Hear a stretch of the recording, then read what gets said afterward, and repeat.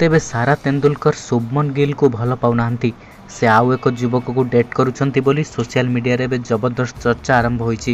ତେବେ ପ୍ରଶଂସକଙ୍କ ହୃଦୟ ମଧ୍ୟ ଭାଙ୍ଗି ଯାଇଛି। ଶୁଭମନ ଗିଲ ନୁହନ୍ତି ଏହି ଯୁବକକୁ ଡେଟ୍ କରୁଛନ୍ତି ସାରା ତେନ୍ଦୁଲକର। ମାଷ୍ଟର ବ୍ଲାଷ୍ଟର ସଚିନ ତେନ୍ଦୁଲକରଙ୍କ ଝିଅ ସାରା ତେନ୍ଦୁଲକର ନିଜର ଲଭ୍ ଲାଇଫକୁ ନେଇ ଯେତିକି ଚର୍ଚ୍ଚାରେ ରହିଛନ୍ତି, ସେତିକି ତାଙ୍କ ପ୍ରେମକୁ ନେଇ ମଧ୍ୟ ଚର୍ଚ୍ଚାରେ ରହିଥାନ୍ତି। ସେ ଯୁବ କ୍ରିକେଟର ଶୁଭମନ ଗିଲଙ୍କୁ ଡେଟ୍ କରୁଥିବା କଥା କୁହାଯାଉଛି।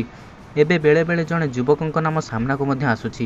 ସାରା ଶୁଭମନକୁ ନୁହେଁ ବରଂ ତାଙ୍କ ସହ ସମ୍ପର୍କରେ ଥିବା ଖବର ସାମ୍ନାକୁ ଆସିଛି। କଥାଟି କେତେ ସତ କେତେ ମିଛ ଜଣା ନ ପଡ଼ିଥିଲେ ବି ସାରାଙ୍କ ଉକ୍ତ ସହ ଯୁବକଙ୍କ ଏକାଧିକ ଭିଡ଼ିଓ ଭାଇରାଲ ମଧ୍ୟ ହେଉଛି। ସାରାଙ୍କ ନୂଆ ଭିଡ଼ିଓ ଏବଂ ଫଟୋରେ ସେ ଯୁବକ ଜଣଙ୍କୁ ଦେଖିବାକୁ ମିଳିଛି। ତେବେ ସେହି ଯୁବକ ଜଣଙ୍କ ନାଁ ହେଉଛି ଖୁଶପ୍ରୀତ ସିଂ। ଏହାକୁ ନେଇ ଲୋକେ ଦୁହିଁଙ୍କ ଡେଟିଂ ଚାଲିଥିବା କଥା କହୁଛନ୍ତି। ବିଶ୍ୱକପ୍ 2023ରେ ମଧ୍ୟ ଉଭୟଙ୍କୁ ଷ୍ଟାଡିୟମରେ ଦେଖିବାକୁ ମିଳିଥିଲା। ସାରା ତେନ୍ଦୁଲକର ପୂର୍ବରୁ ଶୁଭମନ ଗିଲଙ୍କ ସହ ସମ୍ପର୍କ ନେଇ ମୁହଁ ଖୋଲି ନାହାନ୍ତି, ହେଲେ ଏକାଧିକ ଥର ତାଙ୍କ ଉଦ୍ଦେଶ୍ୟରେ ଟ୍ୱିଟ୍ କରୁଥିବା ଦେଖାଯାଇଛି।